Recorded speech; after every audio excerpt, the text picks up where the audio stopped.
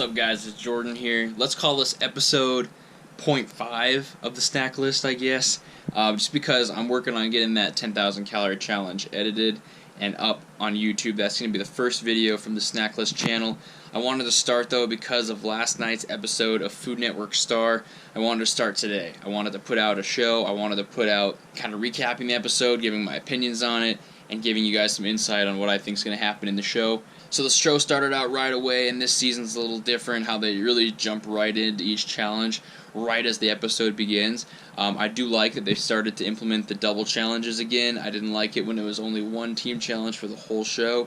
Thought that was a weaker way to do it. I like the two challenges. Jump right into the first one. It's ginormous food, trendy thing, new Food Network show, kind of a cross-promotion thing and Food Network going on. And it was a decent challenge, right? They had to make a certain dish, ginormous. A few problems with this challenge to me, however, was number one, that none of the food looked that good. I'd say except for Matthew's grilled cheese sandwich. I thought that looked pretty good.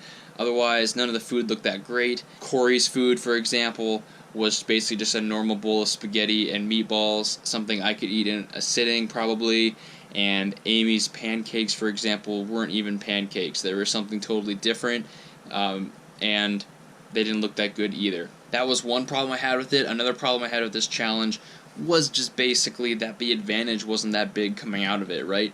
I don't think a meeting with the mentors, Giada and Bobby, I don't think that's that big of an advantage, right? If you win a mentor challenge, I think you should be able to get some kind of advantage in the next challenge. It's going to help you get on your way through, and in my opinion, just meeting with them doesn't, and we saw that as Amy was in the bottom two once again. So Amy did win the mentor challenge. However, she had those pancakes, I guess you could call them, and although I thought Matthew should have won with his grilled cheese sandwich, just because it looked the best and it was actually something that was appetizing to eat.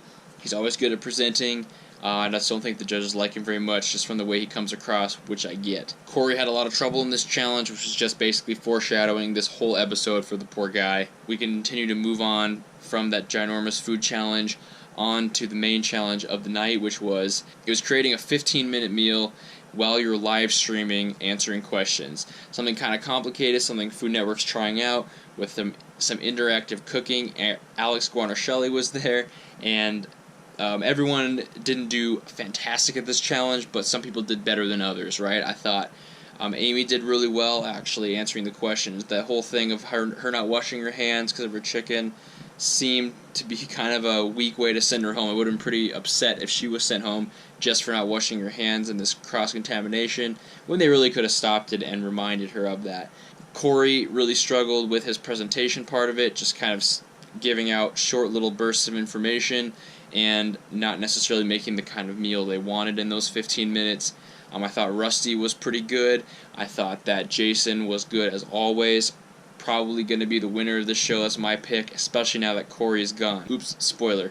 But basically, we went on and they all tried their thing. They all met with Alex, and Corey ended up being the guy that got sent home. This is a quick recap. I'm not going to go over everything that happened in this episode. Wanted to say, it was between Amy and Corey. I was definitely aiming out of those two for Corey to go home. However, out of everyone, I thought Rusty could have gone home. The way it turned out, the way he fielded questions, and just the way he kind of gets a little bit of nerves. I thought that Corey is one of the best chefs that was there. He continues to give him good food. He gave him good presentations. He was a good leader. I thought that should have counted for something and carried him through maybe. Maybe didn't see the star potential that I saw and the other viewers saw as well. But right now it looks to be Jason's to lose, and it looks like Matthew's days are numbered. It looks like Amy's days are numbered. And from what I can see, the person that comes back with Star Salvation is going to have a great chance of taking this whole show, because there's not that strong of competitors except for Jason and possibly Rusty. So that's it, guys. This is just a little 0.5 episode of the Snacklist, just recapping Food Network Star and what we saw in this last episode on July 23. Good show so far. I like the season. I think they're moving it a little quick, but I like the format they're getting to now. Some pretty good chefs, some good presentations. It's all way more polished than the last couple years, so I like that. This is Jordan. See ya.